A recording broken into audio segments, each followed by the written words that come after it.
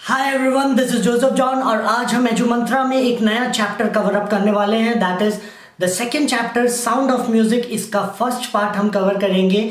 That is Evelyn Glennie listens to music without hearing it. और ये जो chapter है इसमें एक डॉक्यूमेंट्री दिया हुआ है एवलिन ग्लेन का, तो एक स्टोरी मत प्रिडिक्ट कीजिएगा। Let us get into the chapter and understand the chapter. Imagine that there is a railway station, and in this railway station there are a lot of people and they are walking hither and thither, and this is the rush hour. भीड़ भाड़ वाला समय है। इस समय पे ये लोग एक दूसरे को पुश करते हुए, जॉस्टल करते हुए पोजीशन लेने के लिए जा रहे हैं। पोजीशन लेना ताकि जैसे ही ट्रेन आए वो लोग उस ट्रेन के अंदर आराम से घुस जाए और अपना प्लेस ले सके। और इसी सिचुएशन में एक छोटी सी बच्ची है जो कि इस स्टेशन में खड़ी हुई है। ये 17 साल की है, बट अगर हम इसे देखेंगे तो इसका अपीयरेंस 17 साल से कई कम लगता है। और ये जो बच्ची है ये नर्वस भी है और एक्साइटेड भी है, और इसी समय पे उसे ट्रेन के आने का वाइब्रेशन महसूस होता है। और वो एक्साइटेड इसीलिए है क्योंकि वो एक एकेडमी ज्वाइन करने जा रही है। और ये जो एकेडमी है ये एक प्रेस्टिजियस एकेडमी है, बहुत हाई स्टेटस वाला एकेडमी है जिसका नाम है रॉयल एकेडमी ऑफ म्यूजिक, और ये लंदन में है। और वो नर्वस भी है। नर्वस क्यों है? क्योंकि वो स्कॉटलैंड के फार्म से एकदम से उठ के एक ऐसे भीड़ भाड़ वाले जगह पे आ गए, एक ऐसे रेलवे स्टेशन में आ गए। तो आप इमेजिन करें कि कोई एक इंसान विलेज से एकदम से ऐसे भीड़ भाड़ और एक नए जगह पे जा रहा होता है तो बहुत कंफ्यूज होता है। तो वैसे ही कंफ्यूजन और डर के साथ ये यहाँ पे आई हुई है। There is a word called as daunting which means frightening. डर है उसके मन के अंदर। बट ये तो एक बहुत बड़ा चैलेंज है ही। इसके अलावा एक और बहुत बड़ा चैलेंज है जो ये बच्ची फेस कर रही है। वो चैलेंज है that she is profoundly deaf. Profoundly deaf means extremely deaf. और इसी के कारण इस चैप्टर का नाम है Evelyn Glennie listens to music without hearing it. Listening और हियरिंग, इन दोनों के बीच में फर्क क्या है? लिसनिंग तब होता है जब हम किसी साउंड को सुनते हैं, सुनने के बाद उसे ध्यान देते हैं, कॉन्सेंट्रेट करते हैं और उसे दिमाग में प्रोसेस कर पाते हैं, स्टोर कर पाते हैं। और जब भी हम विदाउट कॉन्सेंट्रेशन किसी साउंड को सुनते हैं, दैट मीन्स एक कान से घुसाते हैं और दूसरे कान से निकाल देते हैं, उसे हम हियरिंग कहते हैं। तो यहाँ पे एवलिन, क्योंकि वो सुन नहीं सकती है, वो साउंड को हियर नहीं करती है, बट वो साउंड को लिसन करती है।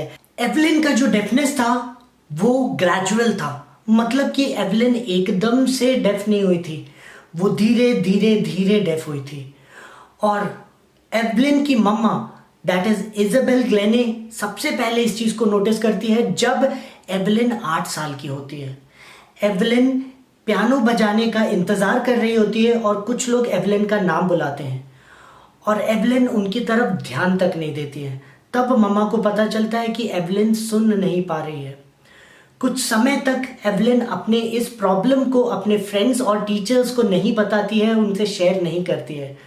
बट जब एवलिन 11 साल की हो जाती है तो उसके मार्क्स स्कूल में कम होना चालू हो जाते हैं, और उसकी जो हेड मिस्ट्रेस है वो मम्मा से अर्ज करती है, रिक्वेस्ट करती है कि आप इसे एक स्पेशलिस्ट के पास लेकर जाइए।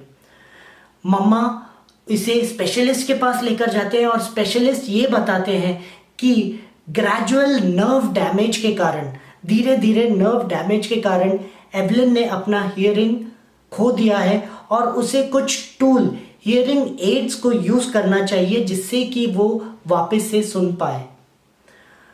एवलिन ये बताती है कि जब उसे ये चीज पता चला तो उसे ऐसा महसूस हो रहा था कि सब कुछ चीज डार्क हो गया उसके सामने।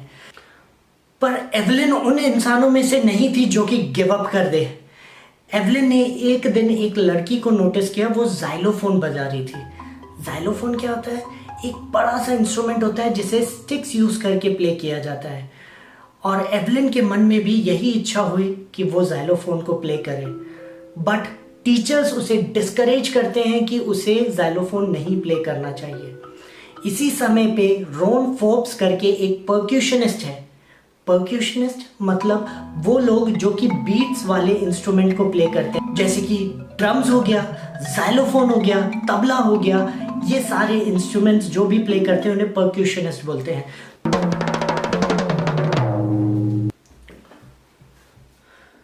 रॉन फोर्ब्स एवलिन के पोटेंशियल को स्पॉट करते हैं और एवलिन की ट्रेनिंग चालू करते हैं। वो दो बड़े बड़े लार्ज ड्रम्स यूज करते हैं, उसे दो अलग अलग नोट्स में वो ट्यून कर देते हैं और एवलिन से कहते हैं कि इसे सुनने की कोशिश मत करना, जो साउंड है उसे सुनने की कोशिश मत करना, उसे किसी और तरीके से सेंस करने की कोशिश करना। एवलिन जब उसे प्ले करना चालू करती है तो एवलिन नोटिस ये करती है जो दो ड्रम्स थे उसमें से एक ड्रम जो हायर एल्टीट्यूड में रखा हुआ था उसका जो साउंड था वो उसे अपने वेस्ट के ऊपर महसूस कर पा रही थी और जो लोअर ड्रम था वो उसे वेस्ट के नीचे महसूस कर पा रही थी। और एवलिन ये बताती है कि उसके बाद से उसने अपना माइंड और बॉडी दोनों म्यूजिक के लिए और उसके वाइब्रेशंस के लिए उसने खोल दिया था। और बाकी सब तो शीर डिटर्मिनेशन ही था, कंप्लीट डिटर्मिनेशन। वो अपने लाइफ में आगे बढ़ती ही रही, कभी पीछे मुड़कर नहीं देखा और मात्र 16 साल की उम्र में उन्होंने एक यंग ग्रुप ऑफ ऑर्केस्ट्रा के साथ यूनाइटेड किंगडम का पूरा टूर भी किया। ऑर्केस्ट्रा मतलब it's a group of instrumentalist who play classical music. इसके बाद 16 साल की उम्र में उन्होंने एक ऑडिशन दिया और ये ऑडिशन था रॉयल एकेडमी ऑफ लंदन का। हमने स्टार्टिंग में देखा जब वो 17 साल की थी तो इसी एकेडमी में वो जा रही होती है।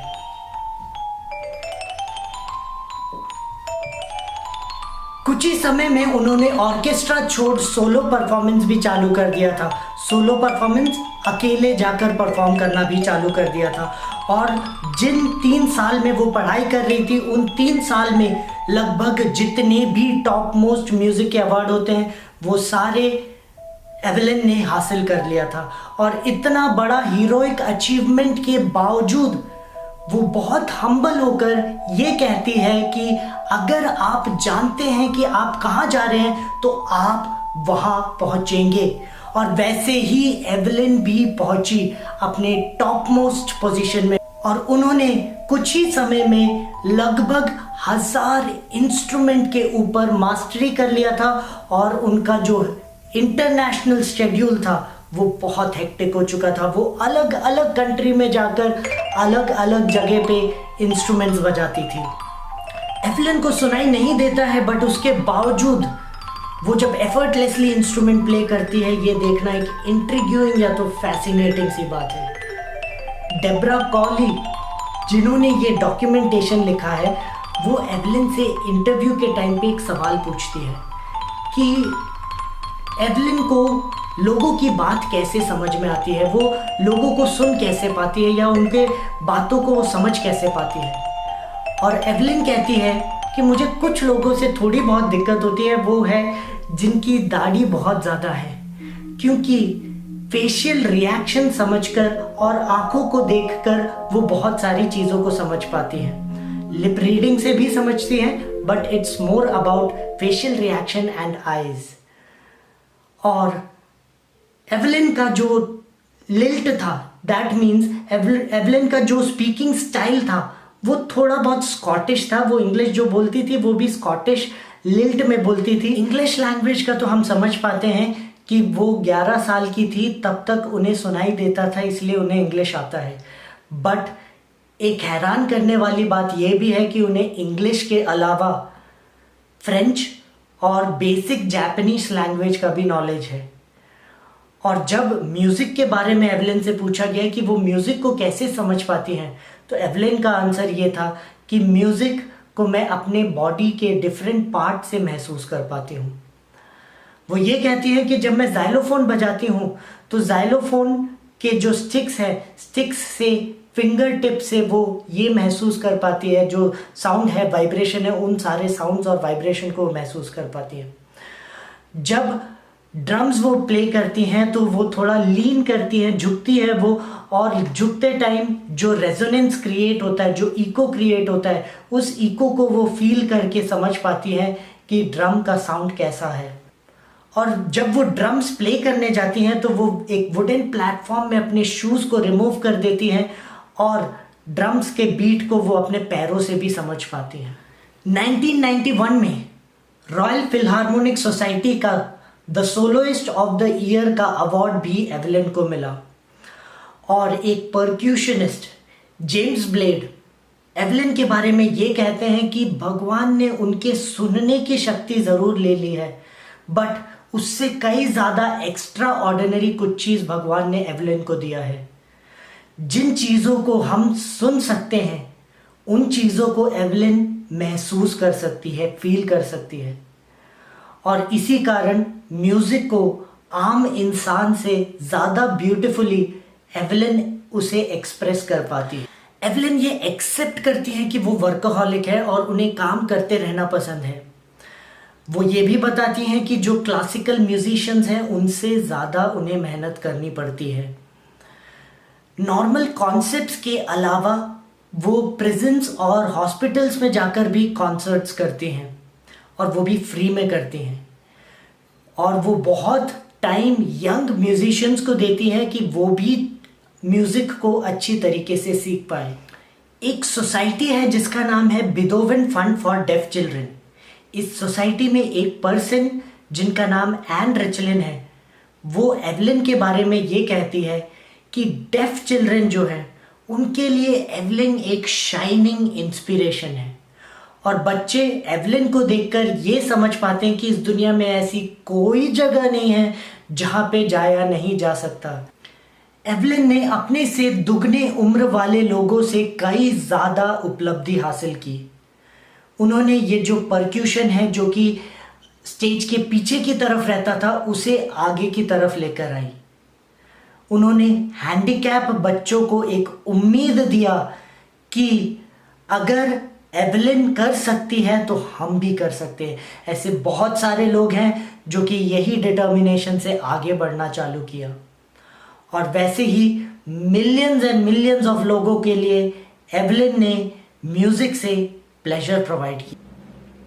Reflection, the first reflection is determination. We saw that Evelyn was really very determined. She made her weakness into her strength. Sometimes we may not get success as fast as Evelyn got. It may take time, but it is always said that persistence and dedication towards whatever you are determined will make things seem impossible to be possible. So we have to be determined as Evelyn was. The second reflection is the never give up attitude. If you are trying to build up a world and you can see the world and others can't, then listen to your drum and your drum only, because drum makes the sweetest sound. That means listen to your voice. If you believe that you can make a world out of your decisions, listen to your decision and never give up. The third reflection is the attitude of learning. Evelyn Glenay's knowledge of 1,000 instruments tell us that she was a keen learner. Everything you learn will be required and learning will never stop. Time is less and to learn is a lot. The fourth reflection is time. That time is less and to work is more. She was workaholic and being workaholic is positive. It is always said that empty mind is devil's workshop. Keep on working and make your mind busy and the success will be your way. Thanks for watching the video and we'll meet in the next one.